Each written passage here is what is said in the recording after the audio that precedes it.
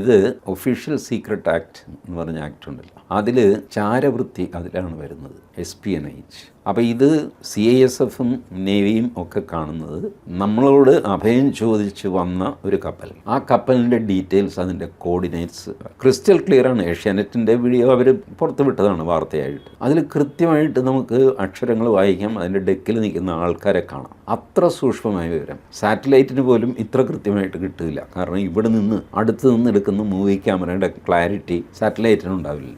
ഈ സാധനം ഇൻ്റർനെറ്റിലൂടെ പോയി കഴിഞ്ഞു, യൂട്യൂബ് വഴിക്കുമെല്ലാം. പോലീസ് അതിൽ പറയുന്നത് നയതന്ത്രപരമായ തീരുമാനമെടുത്ത് ഇന്ത്യ രാജ്യം അഭയം കൊടുത്ത ഇറാൻ എന്ന രാജ്യത്തിൻ്റെ കപ്പലിൻ്റെ വിവരങ്ങൾ ടെലിവൈസ് ചെയ്ത് ടെലികാസ്റ്റ് ചെയ്യാൻ ശ്രമിച്ചതാരാ?